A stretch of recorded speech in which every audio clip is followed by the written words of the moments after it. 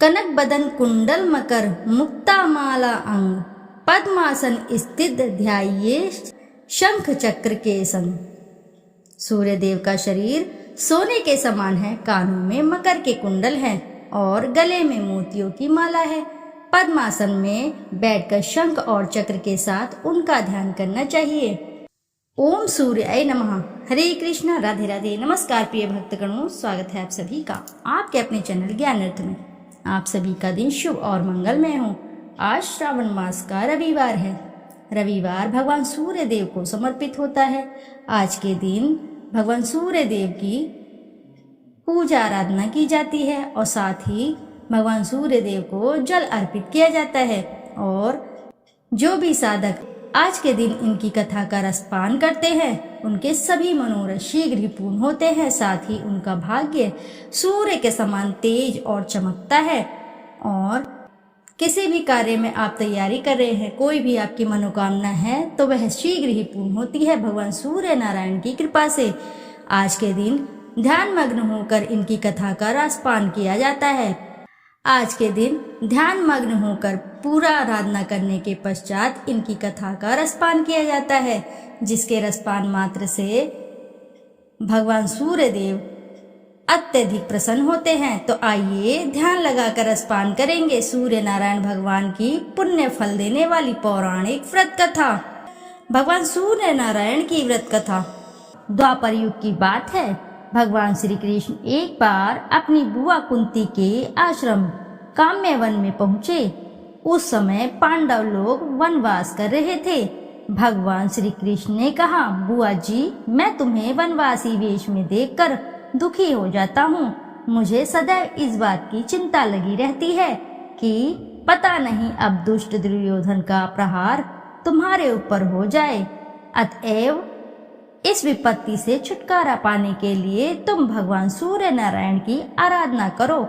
भगवान सूर्य ही सब जीवों के नियंता और प्राण हैं। उनके तेज से ही जीवों का उद्धार होता है। भगवान श्री कृष्ण ने बतलाया कि एक बार शंकर जी से पार्वती जी ने कुछ पूछा था, उसे मैं तुमसे बतला रहा हूँ। शिव जी ने पार्वती जी से कहा, यदि तुम इस बात की जानकारी प्राप्त करना चाहती हो तो मथुरापुरी में जाओ। यहाँ सूर्यपुत्री यमुना जी की धारा प्रवाहित होती है। यमुना के तट पर ऋषि महर्षि मुनि आदि निरंतर तपस्यारत रहते हैं। भगवान रुद्र की आज्ञा से पार्वती जी कालिंदी यमुना के तट को चल पड़ी। कुछ ही दूर जाने पर उन्हें रास्ते में रोती बिलखती एक स्त्री दिखी। उसने बतलाया कि उसका नाम कुसुमवती है और उसका निवास कुसुमावर वन के बीच में है। संतानहीन होने के कारण उसके पति वसंत ने उसे त्याग दिया है और इस प्रकार वह निराश्रिता हो गई है। पार्वती जी उस स्त्री को साथ ले आगे चली कि उन्हें रोती हुई एक दूसरी स्त्री मिली। उसने बतलाया कि मेरा नाम गंगा है। मेरे पति महाराज शांतनु ने पुत्रों के जीवित न रहने के कारण मुझे अपमानित किया, जिससे मैं दुखी होकर घर चली आई हूँ। इसी प्रकार थोड़ी दूर जाने पर मधुवन में माधवी नाम की एक स्त्री और मिली, जो पति के वैभव का नाश होने के कारण घर से निकाल दी गई। इसके अनंतर आगे जाने पर कुमुदवन में कुमुदा नाम की स्त्री से भेंट हुई, जिसके पति को राजा ने बंदी बना लिया था और वह व्याकुल होकर विलाप कर रही थी। उन सभी स्त्रियों को साथ लेकर पार्वती जी यमुना तट पर जा पहुंची। उस तट पर पूजनोत्सव देखकर पार्वती जी ने ऋषि पत्नियों से पूछा कि यह किस देव की आराधना हो रही है, इस पूजन का विधान फल क्या है। उनकी बात सुनकर एक ऋषि पत्नी ने कहा, यह जगत पिता सूर्य नारायण का व्रत है और सभी मनोरथ को पूर्ण करने वाला है। इस व्रत को करके प्रत्येक नर नारियों ने अभीष्ट सिद्धि प्राप्त की है। तुम्हें भी यदि कोई वांछा हो तो इस व्रत को करके प्राप्त करो। ऋषि पत्नियों से ऐसी बात सुनकर पार्वती जी अत्यंत प्रसन्न हुई और उस व्रत के विधान तथा फल को जानकर शिव जी के पास लौट आई। पार्वती जी ने इस व्रत को करके विघ्ननाशक गणेश जी जैसा पुत्र को प्राप्त किया।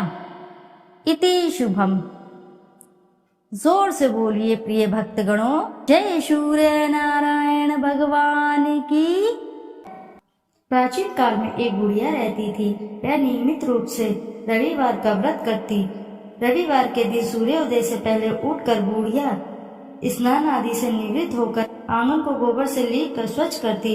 उसके बाद सूर्य भगवान की पूजा करते हुए रविवार की व्रत कथा सुनकर भगवान सूर्य को भोग लगाकर दिन में एक समय भोजन करती। सूर्य भगवान की अनुकंपा से बुढ़िया को किसी प्रकार की चिंता व कष्ट नहीं था। धीरे धीरे उसका घर धन धान्य से भरता रहा। उस बुढ़िया को सुखी देखते हुए उसकी पड़ोसन उससे बुरी तरह जलने लगी। बुढ़िया ने कोई गाय नहीं पाल रखी थी, अतः वह अपनी पड़ोसन के आंगन में बंधी गाय का गोबर लेकर आती। पड़ोसन ने कुछ सोचकर अपनी गाय को घर के भीतर बांध दिया। रविवार को गोबर न मिलने से बुढ़िया अपना आंगन नहीं लीप सकी। आंगन न लीप पाने के कारण उस बुढ़िया ने सूर्य भगवान को भोग नहीं लगाया और उस दिन उसने स्वयं भी भोजन नहीं किया। सूर्यास्त होने पर बुढ़िया भूखी प्यासी सो गई। रात्रि में सूर्य भगवान ने उसे स्वप्न में दर्शन दिए और व्रत करने की तथा उन्हें भोग न लगाने का कारण पूछा। बुढ़िया ने बहुत ही करुण स्वर में पड़ोसन के द्वारा घर के अंदर गाय बांधने और गोबर न मिल पाने की बात कही। सूर्य भगवान ने अपनी अनन्य भक्त बुढ़िया की परेशानी का कारण जानकर उसके सब दुख दूर करते हुए कहा, हे माता, तुम प्रत्येक रविवार को मेरी पूजा और व्रत करती हो। मैं तुमसे अति प्रसन्न हूँ और मैं तुम्हें ऐसी गाय प्रदान करता हूँ जो तुम्हारे घर आंगन को धन्य धान्य से भर देगी, तुम्हारी सभी मनोकामनाएं पूरी करेगी। रविवार का व्रत करने वालों की मैं सभी इच्छाएं पूरी करता हूँ। मेरा व्रत करने व कथा सुनने से बांझ स्त्रियों को पुत्र की प्राप्ति होती है। स्वप्न में उस बुढ़िया को ऐसा वरदान देकर सूर्य भगवान अंतर्धान हो गए। प्रातःकाल सूर्योदय से पूर्व उस बुढ़िया की आंख खुली तो वह अपने घर के आंगन में सुंदर गाय और बछड़े को देखकर हैरान हो गई। गाय को आंगन में बांधकर उसने जल्दी से उसे चारा लाकर खिलाया। पड़ोसन ने उस बुढ़िया के आंगन में बंधी सुंदर गाय और बछड़े को देखा तो वह उससे और अधिक जलने लगी। तभी गाय ने सोने का गोबर किया। गोबर को देखते ही पड़ोसन की आंखें फट गई। पड़ोसन ने उस बुढ़िया को आसपास न पाकर तुरंत उस गोबर को उठाया और अपने घर ले गई तथा अपनी गाय का गोबर वहां रख आई। सोने के गोबर से पड़ोसन ने कुछ ही दिनों में धनवान हो गई। गाय प्रतिदिन सूर्योदय से पूर्व सोने का गोबर किया करती थी और बुढ़िया के उठने के पहले पड़ोसन उस गोबर को उठाकर ले जाती थी। बहुत दिनों तक बुढ़िया को सोने का गोबर के बारे में कुछ पता ही नहीं चला। बुढ़िया पहले की तरह हर रविवार को भगवान सूर्य देव का व्रत करती रही और कथा सुनती रही, लेकिन सूर्य भगवान को जब पड़ोसन की चालाकी का पता चला तो उन्होंने तेज आंधी चलाई।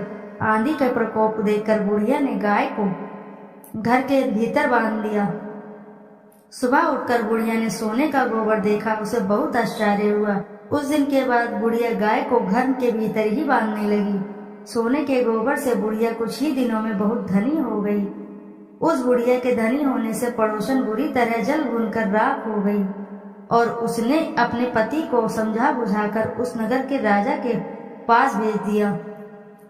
राजा को जब बुढ़िया के पास सोने के गोबर देने वाली गाय के बारे में पता चला तो उसने अपने सैनिक भेजकर बुढ़िया की गाय लाने का आदेश दिया। सैनिक उस बुढ़िया के घर पहुंचे। उस समय बुढ़िया सूर्य भगवान को भोग लगाकर स्वयं भोजन ग्रहण करने वाली थी। राजा के सैनिकों ने गाय और बछड़े को खोला और अपने साथ महल की ओर ले चले गए। बुढ़िया ने सैनिकों से गाय और बछड़े को न ले जाने की प्रार्थना की। बहुत रोई, बहुत चिल्लाई, लेकिन राजा के सैनिक नहीं माने। गाय व बछड़े के चले जाने से बुढ़िया को बहुत दुख हुआ। उस दिन उसने कुछ भी नहीं खाया और सारी रात सूर्य भगवान से गाय व बछड़े का लौटाने के लिए प्रार्थना करती रही। सुंदर गाय को देखकर राजा बहुत खुश हुआ। सुबह जब उस राजा ने सोने का गोबर देखा तो उसे आश्चर्य का ठिकाना न रहा। उधर सूर्य भगवान को उस भूखी प्यासी बुढ़िया को इस तरह प्रार्थना करते देख उस पर बहुत करुणा आई। उसी रात सूर्य भगवान ने राजा को स्वप्न में कहा, राजन, बुढ़िया की गाय व बछड़ा तुरंत लौटा दो, नहीं तो तुम पर विपत्तियों का पहाड़ टूट पड़ेगा, तुम्हारा महल नष्ट हो जाएगा। सूर्य भगवान के स्वप्न से बुरी तरह भयभीत राजा ने उठते ही गाय और बछड़े को तुरंत लौटा दिया। राजा ने बहुत सा धन देकर बुढ़िया से अपनी गलती की क्षमा मांगी। राजा ने पड़ोसन और उसके पति को उनकी इस दुष्टता के लिए दंड भी दिया। फिर राजा ने पूरे राज्य में घोषणा कराई कि सभी स्त्री पुरुष रविवार का व्रत किया करें। रविवार का व्रत करने से सभी लोगों के घर धन्य धान्य से भर गए, चारों ओर खुशहाली छा गई, सभी लोगों के शारीरिक कष्ट दूर हो गए।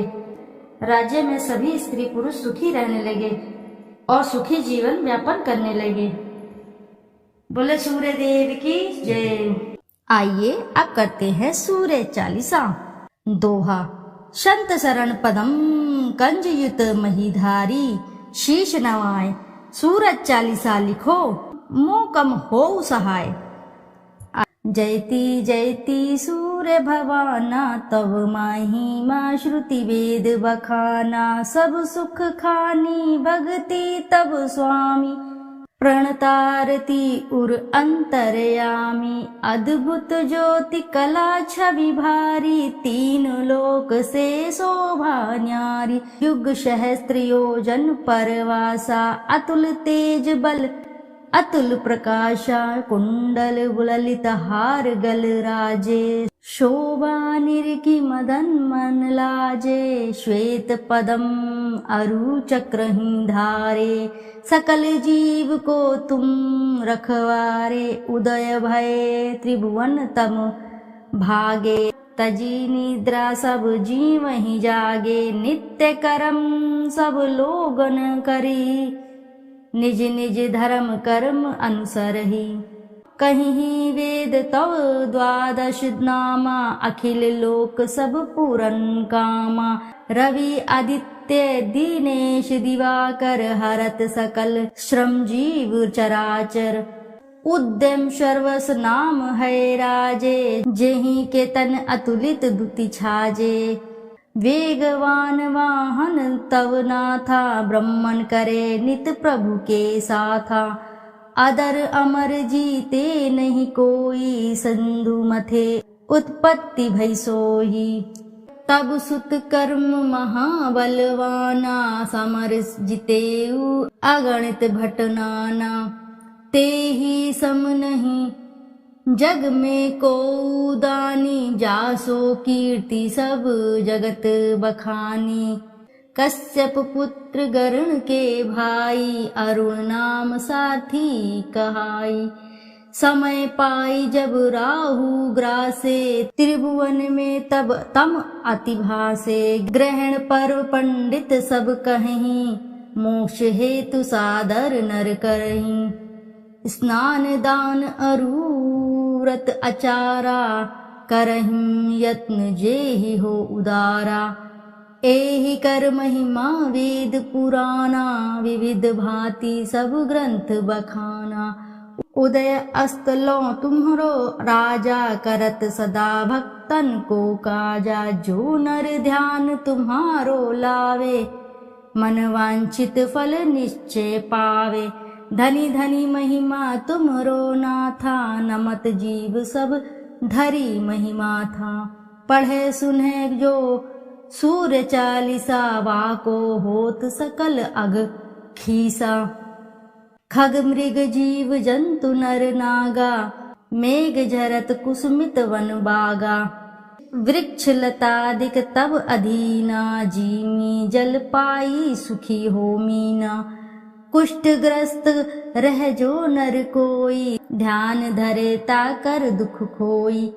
लवण रहित व्रत रवि को करही, वाको दुख पावक माज रही। भूमि शयन प्रभु पद चित लावे, वर्ष एक एहि भांति बितावे। पाठ करे नित सूर्य पुराना, करी पूजा धरे उर ध्याना। व्रत पूरा करी होम करावे, दान दे अरुण विप्र जिमावे। हवन भस्म मर्दे सब अंगा, ताको दुख निश्चय हो भंगा। मधु अमीश रवि दिनकर पाना, रोगी 7 जन्म परमाना। जन्म जन्म महा धन दुख पावे, रौख नरक अंत में आवे। तैल मास मधु नारी जो त्यागहीं, वाको दुख व्याधि सब भागहीं। पाठ करे गृह पीड़ा नाशे, मोक्ष ज्ञान बहुविधि उद्भासे। पूजन वंद्य करे जो कोई, पुत्रवती निश्चय सो होई। नेत्रहीन जो प्रभु चित लावहीं, दिव्य दृष्टि निश्चय सो पावहीं। विद्या धन बल जो नर चहहीं, सो सब भांति सकल सुख लयहीं। जो ये चरित सूर्य को गावे, अंत समय तब धाम सिधावे। श्रद्धा भक्ति धारी ही ये, पाठ करे मन लाए। सुख संपत्ति बहु भोग करी, सो तब धाम सिधाए। संत शरण को तनय हूँ, शिवदत्त मिश्र सुनाम। देवरिया मंडल बसूं, धाम मझौली ग्राम। सूर्य चालीसा रचेऊ, तुम्हारो है आधार। भाद्र मास की पूर्णिमा, करहूं कृपा दतार। प्रिय भक्तगणों, प्रेम से बोलिए जय सूर्य नारायण की। श्रोताओं, यदि आपको कथा अच्छी लगी है तो वीडियो जरूर लाइक करें, साथ ही चैनल को सब्सक्राइब करें और एक बार अपनी सच्ची श्रद्धा के साथ कमेंट बॉक्स में जरूर लिखें जय सूर्य भगवान की। फिर मिलते हैं आपसे ऐसी किसी नई कथा कहानी में। जब तक के लिए नमस्कार श्रोताओं।